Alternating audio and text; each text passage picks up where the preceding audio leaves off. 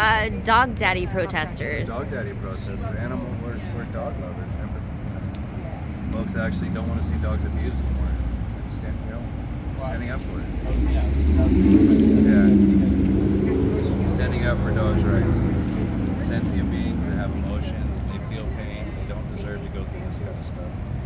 So what brought you out here in this particular location? This location, I got some ties to Sacramento area. And just anywhere he's going to try and be at that's local to me, I'm going to try and be at. Dog daddy. Augusto Diaz. I don't know his last name. I can't pronounce De Olivero. it. D'Olivero. Augusto D'Olivero. Yeah, that's right. In the first sentence. So he's a gentleman that's has a pretty interesting history when it comes to working with dogs. And lately he's gotten a lot more famous of some of his choking and some of his hangings of dogs. Maybe short videos, but the fact that he's making dogs be forced fear and forced aggressive in order to help cure these dogs is just insane. They don't have to do this anymore. It's a sign of the times. The science doesn't show this anymore. And the more people understand that we can get to show that they don't support this abuse anymore, no matter what the laws say, we don't do this in therapy, we don't do this with kids. We've changed away from this in the last 20 years in science for dog training. It doesn't need to be done. And so going back to the question of like, how did you locate him? I understand that he bounces around from time to time. And how do you guys find that out? How do we find it out?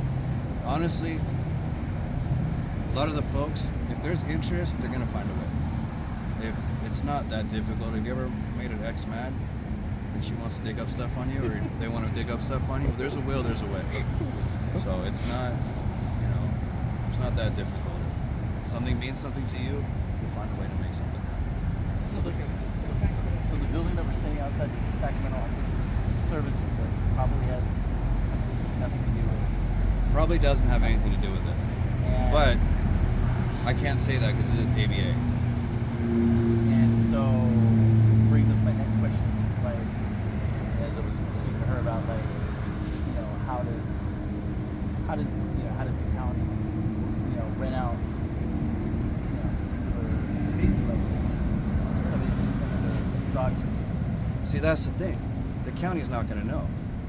The county has to be notified by people like us, not me. I didn't do that kind of legwork, but from other people being interested in trying to end this type of abuse.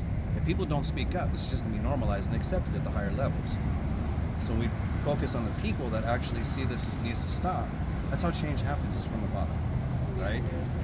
I don't know if this place is a county-run or supported business, or if it's somebody doing it on their own that knows this person follows them and says, I'll support this. I can't say this is a private business, this is a county business. Being they deal with, like what they say they do, I don't think out here, the state and the federal levels don't care. They're not known about this. We don't have those type of laws for dogs and that type of care for dogs. We love it, yes, we do love our dogs and want the best for them, but there's not continued education, there's not regulation, there's not ways for us to keep up on the science that are coming out to say, hey, this is old news, we don't need to do this anymore. Other countries are. They're banning multiple e-collars and prong collars, while the rest of us, welcome to America. Don't step on what I think is my freedom and how I want to interact with somebody else. Dogs have emotions. There's abuse. A lot of people, we've been through a lot of abuse. We know what it feels like. And it's not just saying, oh, poor dog. This has been shown to affect the brain long term. And yes, I get it, a lot of these people are getting the immediate help that they need to feel safe with their dog and help with their relationship. And that's usually where this all stems from, helping with the relationship with their dog. So this helps the people real fast, but is it ethical and is it good for the long term benefit of the dog? Science is showing no. Nobody from county or Sacramento or Rancho Cordova reached out or came out to. So far that I know of, you are the first person that has come out to us. Animal control might be here from the county, but other than that, I haven't heard anything from the county, Cordova, Rancho Cordova, or No. Sacramento County. Just the county was going to dispatch. So. Okay. Oh, the county is going to dispatch animal control. Yep. Yeah, so that's what's happening so far. And then guy has not come out and he's dodging you guys everywhere you guys go as well. Yeah, he's, he'll, like I said, he'll find ways. There's counter. Look at our military; they know what they're doing in counterintelligence. Somebody, if there's a will, there's a way. And he's not.